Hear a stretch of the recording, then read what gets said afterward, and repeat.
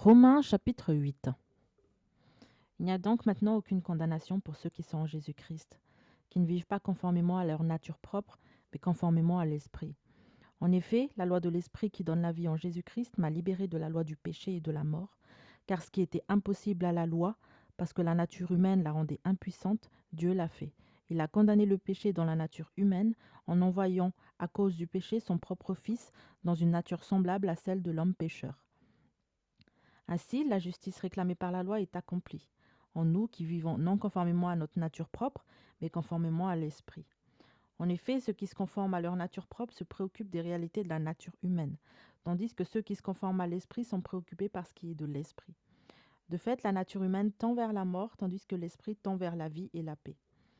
En effet, la nature humaine tend à la révolte contre Dieu, parce qu'elle ne se soumet pas à la loi de Dieu et qu'elle n'en est pas capable. Or, ceux qui sont animés par leur nature propre ne peuvent pas plaire à Dieu. Quant à vous, vous n'êtes pas animés par votre nature propre, mais par l'Esprit. Si du moins l'Esprit de Dieu habite en vous. Si du moins l'Esprit de Dieu habite en vous. Si quelqu'un n'a pas l'Esprit de Christ, il ne lui appartient pas. Et si Christ est en vous, votre corps, il est vrai, est mort à cause du péché, mais votre esprit est vie à cause de la justice. Et si l'Esprit de celui qui a ressuscité Jésus habite en vous, celui qui a ressuscité Christ rendra aussi la vie à vos corps mortels, par son Esprit qui habite en vous. Ainsi donc, frères et sœurs, nous avons une dette, mais pas envers notre nature propre pour nous conformer à ses exigences. Si vous vivez en vous conformant à votre nature propre, vous allez mourir. Mais si par l'Esprit vous faites mourir les manières d'agir du corps, vous vivrez. En effet, tous ceux qui sont conduits par l'Esprit de Dieu sont fils de Dieu. Et vous n'avez pas reçu un esprit d'esclavage pour être encore dans la crainte, mais vous avez reçu un esprit d'adoption par lequel nous crions « Abba, Père ». L'Esprit lui-même rend témoignage à notre esprit que nous sommes enfants de Dieu. Or, si nous sommes enfants, nous sommes aussi héritiers, héritiers de Dieu et co-héritiers de Christ, si toutefois nous souffrons avec lui afin de prendre aussi part à sa gloire. J'estime que les souffrances du moment présent ne sont pas dignes d'être comparées à la gloire qui va être révélée pour nous. De fait, la création attend avec un ardent désir la révélation des fils de Dieu.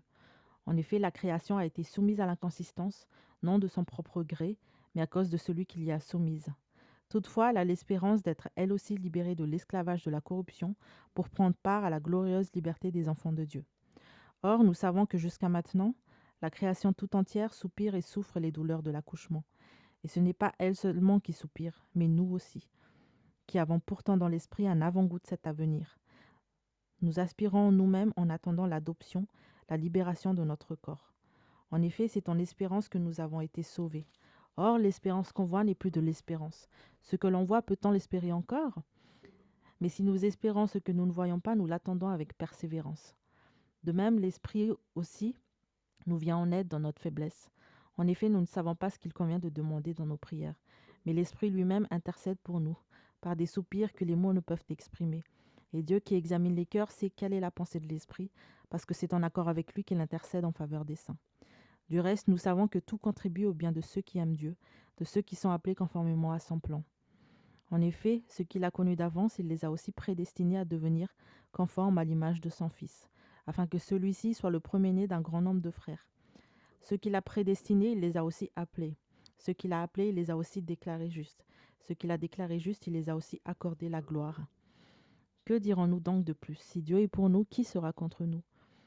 Lui qui n'a pas épargné son propre Fils, mais l'a donné pour nous tous. Enfin, comment ne nous accorderait-il pas aussi tout avec lui? Qui accusera ce que Dieu a choisi? C'est Dieu qui les déclare justes. Qui les condamnera? Jésus-Christ est mort, bien plus, il est ressuscité, et il est assis à la droite de Dieu et il intercède pour nous. Qui nous séparera de l'amour de Christ? Serait-ce la détresse, l'angoisse, la persécution, la faim, le dénuement, le danger ou l'épée? De fait, il est écrit, c'est à cause de toi qu'on nous met à mort à longueur de journée, qu'on nous considère comme des brebis destinées à la boucherie. Au contraire, dans tout cela, nous sommes plus que vainqueurs grâce à celui qui nous a aimés. En effet, j'ai l'assurance que ni la mort, ni la vie, ni les anges, ni les dominations, ni le présent, ni l'avenir, ni les puissances, ni la hauteur, ni la profondeur, ni aucune autre créature ne peut nous séparer de l'amour de Dieu, manifesté en Jésus-Christ, notre Seigneur. Romains chapitre 9. Je dis la vérité en Christ, je ne mens pas. Ma conscience m'en rend témoignage par le Saint-Esprit. J'éprouve une grande tristesse et j'ai dans le cœur un chagrin continuel. Oui, je voudrais être moi-même maudit et séparé de Christ pour mes frères, mes propres compatriotes, les Israélites. C'est à eux qu'appartiennent l'adoption, la gloire, les alliances, la loi, le culte, les promesses et les patriarches. C'est d'eux que le Christ est issu dans son humanité, lui qui est au-dessus de tout, Dieu béni éternellement. Amen. Ce n'est pas que la parole de Dieu soit sans effet. Non, car ceux qui sont issus d'Israël ne sont pas tous Israël. Et bien qu'étant la descendance d'Abraham, ils ne sont pas tous ses enfants. Au contraire, il est dit, c'est par Isaac qu'une descendance te sera assurée. Cela signifie que ce ne sont pas les descendants simplement biologiques qui sont enfants de Dieu, mais ce sont les enfants de la promesse qui sont considérés comme sa descendance. La parole que voici était en effet une promesse. Je reviendrai à la même époque et Sarah aura un fils. De plus, tel a aussi été le cas pour Rebecca, qui a eu des enfants d'un seul homme, notre ancêtre Isaac. Les enfants n'étaient pas encore nés et n'avaient donc fait ni bien ni mal, afin que le plan de Dieu subsiste, conformément à son choix, et sans dépendre des œuvres, mais de celui qui appelle. Quand il a été dit à Rebecca, l'aîné sera asservi au plus jeune, de même il est écrit, j'ai aimé Jacob et j'ai détesté Ésaü. Que dirons-nous donc? Dieu serait-il injuste? Certainement pas. En effet, il dit à Moïse, je ferai grâce à qui je veux faire grâce, et j'aurai compassion de qui je veux avoir compassion. Ainsi donc, cela ne dépend ni de la volonté ni des efforts de l'homme, mais de Dieu qui fait grâce. L'Écriture dit en effet au Pharaon, voilà pourquoi je t'ai suscité, c'est pour montrer en toi ma puissance, afin que mon nom soit proclamé sur toute la terre. Ainsi Dieu fait grâce à qui il veut et il endurcit qui il veut. Tu me diras, pourquoi fait donc-il encore des reproches? Qui peut en effet résister à sa volonté? Mais toi, homme, qui es-tu pour entrer en contestation avec Dieu? L'objet dira-t-il à celui qui l'a façonné, pourquoi m'as-tu fait ainsi? Le potier n'est-il pas le maître de l'argile pour faire avec la même pâte un ustensile d'un usage noble et un ustensile d'un usage méprisable? Que dire si Dieu, voulant montrer sa colère et faire connaître sa puissance, a supporté avec une grande patience les vases de colère tout prêts pour la perdition? Et que dire s'il a voulu faire connaître la richesse de sa gloire envers des vases de compassion qu'il a d'avance préparés pour la gloire? Ainsi, il nous a appelés non seulement d'entre les Juifs, mais encore d'entre les non-Juifs. C'est aussi ce qu'il dit dans le livre d'Osée. J'appellerai mon peuple celui qui n'était pas mon peuple, et bien-aimé celle qui n'était pas la bien-aimée. Et là où on leur disait, vous n'êtes pas mon peuple, ils seront appelés fils du Dieu vivant. Ésaïe, de son côté, s'écrie au sujet d'Israël, même si Israélites, de par leur nombre, étaient pareils au sable de la mer, un reste seulement sera sauvé. En effet, le Seigneur accomplira pleinement et rapidement sa parole avec justice. En effet, le Seigneur accomplira rapidement sa parole sur la terre. Et comme Ésaïe l'avait prédit, si le Seigneur de l'univers ne nous avait pas laissé une descendance, nous serions devenus comme Sodome, nous aurions été semblables à Gomorrhe. Que dirons-nous donc? Des non-juifs qui ne recherchaient pas la justice ont obtenu la justice, celle qui vient de la foi, tandis qu'Israël, qui cherchait une loi de justice, n'est pas parvenu à cette loi. Pourquoi? Parce qu'Israël l'a cherchée non par la foi, mais par les œuvres de la loi. Ils se sont heurtés à la pierre qui fait obstacle. Comme il est écrit, je mets dans Sion une pierre qui fait obstacle, un rocher propre à faire trébucher. Mais celui qui croit en lui ne sera pas couvert de honte. Romains chapitre 10. Frères et sœurs, le vœu de mon cœur et ma prière à Dieu pour les Israélites, c'est qu'ils soient sauvés. En effet, je leur rends ce témoignage. Ils ont du zèle pour Dieu, mais pas conformément à la vraie connaissance. Ils ignorent la justice de Dieu et cherchent à établir la leur propre. Ils ne sont donc pas soumis à la justice de Dieu, car Christ est la fin de la loi pour que tous ceux qui croient reçoivent la justice. En effet, Moïse décrit ainsi la justice qui vient de la loi. L'homme qui mettra ses prescriptions en pratique vivra par elles. Mais voici comment parle la justice qui vient de la foi. Ne dis pas dans ton cœur qui montera au ciel. Ce serait faire descendre Christ. Ou qui descendra dans l'abîme. Ce serait faire remonter Christ de chez les morts. Que dit-elle donc? La parole est tout près de toi, dans ta bouche et dans ton cœur. Or, cette parole est celle de la foi que nous prêchons. Si tu reconnais publiquement de ta bouche que Jésus est le Seigneur, si tu crois dans ton cœur que Dieu l'a ressuscité, tu seras sauvé. En effet, c'est par le cœur que l'on croit et parvient à la justice. Et c'est par la bouche que l'on affirme une conviction et parvient au salut.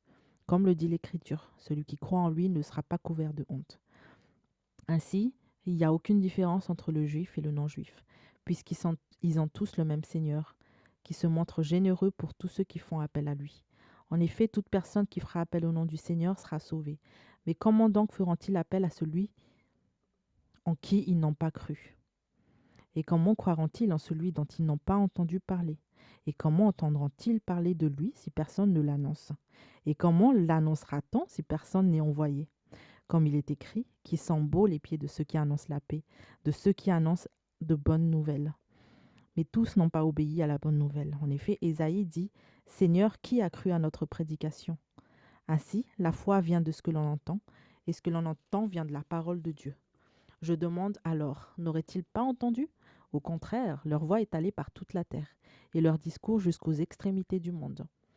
Je demande encore, Israël n'aurait-il pas compris? Moïse le premier dit, je provoquerai votre jalousie par ceux qui ne sont pas une nation. Je provoquerai votre irritation par une nation sans intelligence. Quant à Ésaïe, il pousse la hardiesse jusqu'à déclarer, je me suis laissé trouver par ceux qui ne me cherchaient pas. Je me suis révélé à ceux qui ne me demandaient rien. Mais au sujet d'Israël, il a dit, à longueur de journée, j'ai tendu mes mains vers un peuple désobéissant et rebelle. Romains chapitre 11. Je demande donc, Dieu aurait-il rejeté son peuple? Certainement pas. En effet, je suis moi-même israélite, la descendance d'Abraham, de la tribu de Benjamin. Dieu n'a pas rejeté son peuple, qu'il a connu d'avance. Ne savez-vous pas ce que l'Écriture rapporte au sujet d'Élie, quand le prophète adresse à Dieu cette plainte contre Israël? Seigneur, ils ont tué tes prophètes, ils ont démoli tes autels. Moi seul, je suis resté, et ils cherchent à m'enlever la vie. Mais quelle réponse Dieu lui donne-t-il? Je me suis réservé 7000 hommes qui n'ont pas plié les genoux devant Baal. De même, dans le temps présent aussi, il y a un reste conformément à l'élection de la grâce. Or, si c'est par grâce, ce n'est plus par les œuvres. Autrement, la grâce n'est plus une grâce. Si c'est par les œuvres, ce n'est plus une grâce. Autrement, l'œuvre n'est plus une œuvre. Qu'en est-il donc? Ce qu'Israël recherche, il ne l'a pas obtenu. Mais ceux qui ont été choisis l'ont obtenu et les autres ont été endurcis. Comme il est écrit, Dieu leur a donné un esprit de torpeur, des yeux pour ne pas voir et des oreilles pour ne pas entendre, jusqu'à aujourd'hui. David aussi dit que leur table soit pour eux un piège, un filet, un obstacle et un moyen de punition, que leurs yeux soient obscurcis pour ne pas voir, fais-leur courber constamment le dos. Je demande donc, serait-ce pour tomber que les Israélites ont trébuché? Certainement pas. Mais grâce à leurs faux pas, les non-juifs ont eu accès au salut afin de provoquer leur jalousie. Or, si leur faux pas a fait la richesse du monde et leur déchéance la richesse des non-juifs, cela sera d'autant plus le cas avec leur complet rétablissement. Je vous le dis à vous qui êtes d'origine non-juive, en tant qu'apôtre des non-juifs, je me montre fier de mon ministère afin, si possible, de provoquer la jalousie de mon peuple et d'en sauver quelques-uns. En effet, si leur mise à l'écart a entraîné la réconciliation du monde, que produira leur réintégration sinon le passage de la mort à la vie? Or, si la première part de pain est sainte, tout le pain l'est aussi. Et si la racine est sainte, les branches le sont aussi. Mais si quelques-unes des branches ont été coupées, et si toi, qui étais un olivier sauvage, tu as été greffé parmi les branches restantes et tu es devenu participant de la racine et de la sève de l'olivier, ne te vante pas aux dépens de ces branches. Si tu te vantes, sache que ce n'est pas toi qui portes la racine, mais que c'est la racine qui te porte. Tu diras donc, les branches ont été coupées afin que moi je sois greffé. C'est vrai. Elles ont été retranchées à cause de leur incrédulité, et toi, c'est par la foi que tu subsistes. Ne fais pas preuve d'orgueil, mais aie de la crainte, car si Dieu n'a pas épargné les branches naturelles, il ne t'épargnera pas non plus. Considère donc la bonté et la sévérité de Dieu. Sévérité envers ceux qui sont tombés et bonté envers toi, si tu demeures dans sa bonté. Autrement, toi aussi tu seras retranché. Quant aux Israélites, ne persiste pas dans l'incrédulité. Ils seront greffés car Dieu est puissant pour les greffer de nouveau. Si toi tu as été coupé de l'olivier sauvage auquel tu appartenais par nature et greffé contrairement à ta nature sur l'olivier cultivé, à plus forte raison, eux seront-ils greffés conformément à leur nature sur leur propre olivier. En effet, je ne veux pas, frères et sœurs, que vous ignorez ce mystère, afin que vous ne vous preniez pas pour des sages. Une partie d'Israël est tombée dans l'endurcissement jusqu'à ce que l'ensemble des non-juifs soit entré. Et ainsi, tout Israël sera sauvé, comme le dit l'Écriture. Le libérateur viendra de Sion, et il écartera de Jacob les impiétés. Et telle sera mon alliance avec eux, lorsque j'enlèverai leurs péchés. En ce qui concerne l'Évangile, ils sont ennemis à cause de vous, mais en ce qui concerne l'élection, ils sont aimés à cause de leurs ancêtres. En effet, les dons et l'appel de Dieu sont irrévocables, de même que vous, autrefois, vous avez désobéi à Dieu et que vous avez maintenant obtenu grâce à cause de leur désobéissance, de même ils ont maintenant désobéi afin d'obtenir eux aussi grâce à cause de la grâce qui vous a été faite, car Dieu a enfermé tous les hommes dans la désobéissance pour faire grâce à tous. Quelle profondeur en la richesse, la sagesse et la connaissance de Dieu, que ses jugements sont insondables et ses voies impénétrables. En effet, qui a connu la pensée du Seigneur, ou qui a été son conseiller? Qui lui a donné le premier pour être payé en retour? C'est de lui, par lui et pour lui que sont toutes choses. À lui soit la gloire dans tous les siècles. Amen. Romains chapitre 12. Je vous encourage donc, frères et sœurs, par les compassions de Dieu, à offrir votre corps comme un sacrifice vivant, saint, agréable à Dieu. Ce sera de votre part un culte raisonnable. Ne vous conformez pas au monde actuel, mais soyez transformés par le renouvellement de l'intelligence, afin de discerner quelle est la volonté de Dieu, ce qui est bon, parfait et agréable. Par la grâce qui m'a été donnée, je dis à chacun de vous de ne pas avoir une trop haute opinion de lui-même, mais de garder des sentiments modestes, chacun selon la mesure de la foi que Dieu lui a donnée. En effet, de même que nous avons plusieurs membres dans un seul corps, que tous les membres n'ont pas la même fonction, de même, nous qui sommes plusieurs, nous formons un seul corps en Christ, et nous sommes tous membres les uns des autres, chacun pour sa part. Nous avons des dons différents selon la grâce qui nous a été accordée. Si quelqu'un a le don de prophétie, qu'il l'exerce en accord avec la foi. Si un autre est appelé à servir, qu'il se consacre à son service. Que celui qui enseigne se donne à son enseignement, et celui qui a le don d'encourager à l'encouragement. Que celui qui donne le fasse avec générosité, celui qui préside avec zèle, et que celui qui exerce la bienveillance le fasse avec joie. Que l'amour soit sans hypocrisie. Ayez le mal en horreur, attachez-vous au bien. Par amour fraternel, soyez pleins d'affection les uns pour les autres, et rivalisez d'estime réciproque. Et du zèle et non de la paresse. Soyez fervents d'esprit et servez le Seigneur. Réjouissez-vous dans l'espérance et soyez patients dans la détresse. Persévérez dans la prière.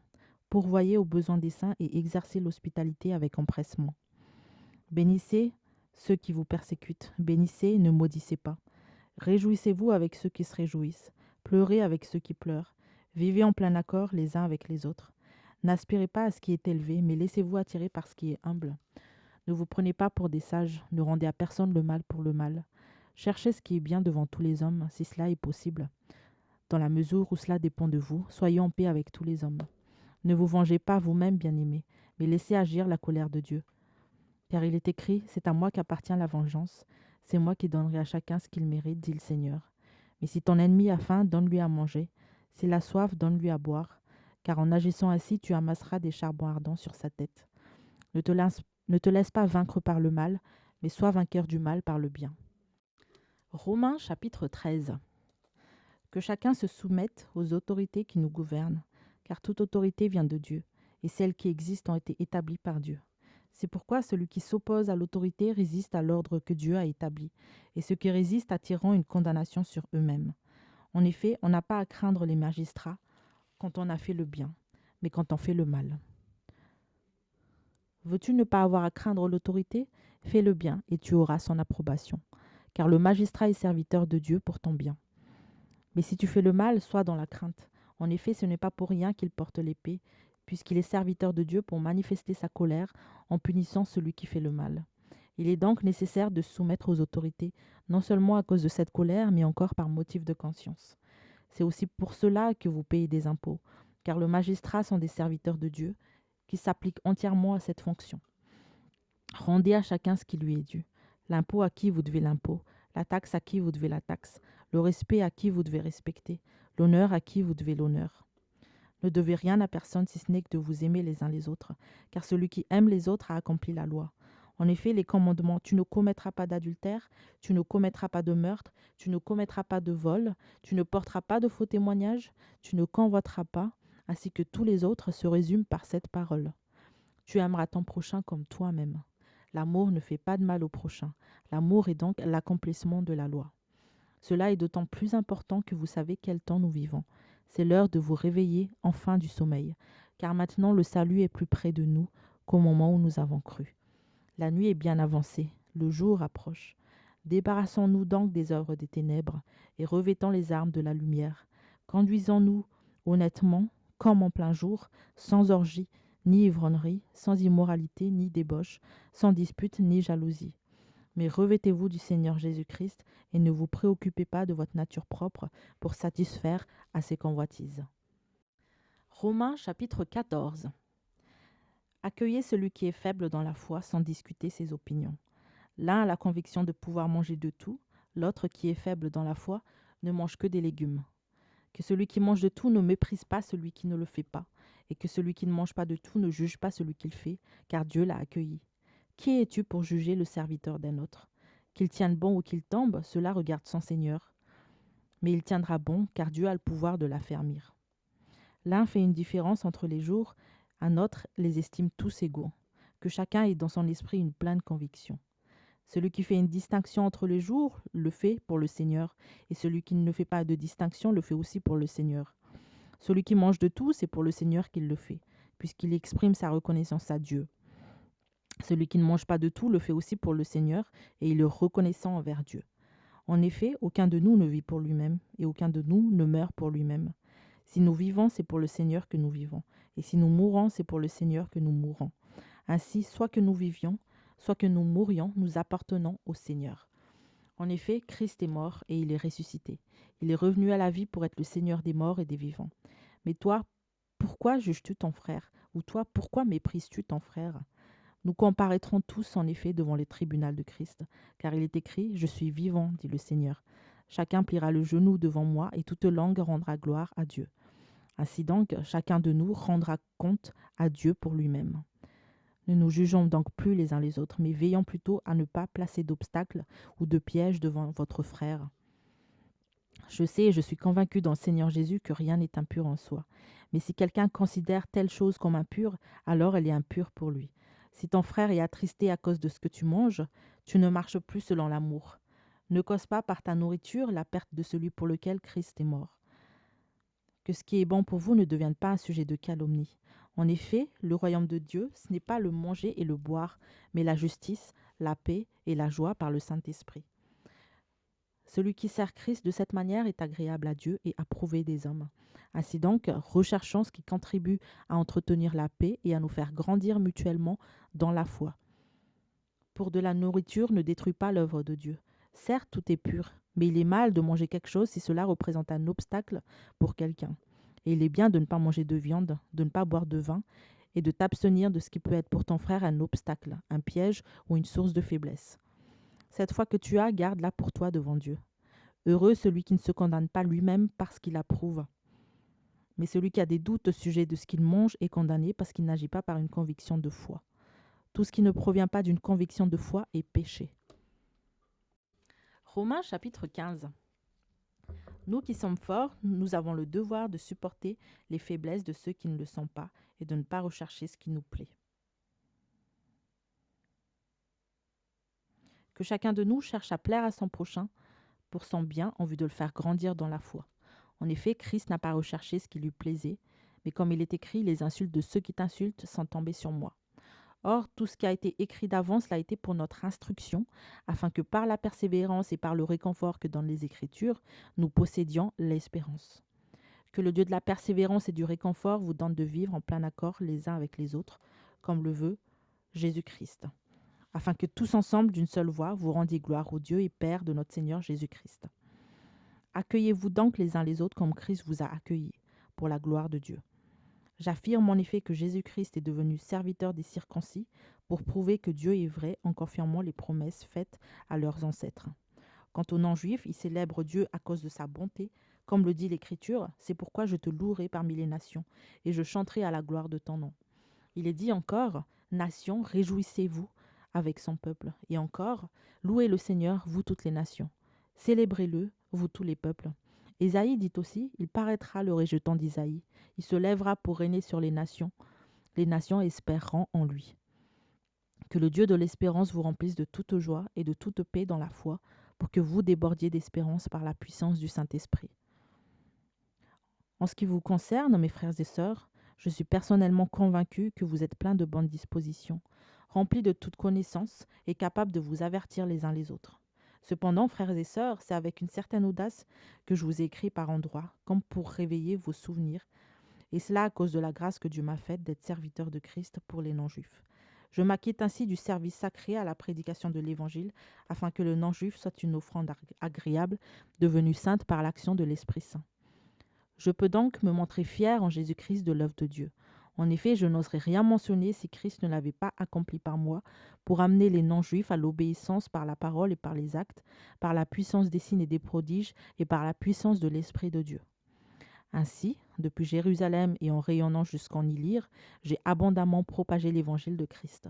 Je me suis fait un point d'honneur d'annoncer l'évangile là où Christ n'avait pas été annoncé, afin de ne pas construire sur les fondations posées par un autre, mais comme il est écrit, ceux à qui il n'avait pas été annoncé verront, et ceux qui n'en avaient pas entendu parler comprendront. C'est ainsi ce qui m'a souvent empêché d'aller chez vous. Mais maintenant, comme je n'ai plus rien qui me retienne dans ces régions, et que depuis des années j'ai le vif désir de vous rendre visite, je le ferai quand je me rendrai en Espagne. J'espère en effet vous voir en passant et recevoir votre aide pour me rendre là-bas, une fois que j'aurai satisfait, du moins en partie, mon désir d'être avec vous. Maintenant, je vais à Jérusalem pour servir les saints. En effet, les églises de la Macédoine et de l'Achaïe ont bien voulu organiser une collecte en faveur de ceux qui sont pauvres parmi les saints de Jérusalem.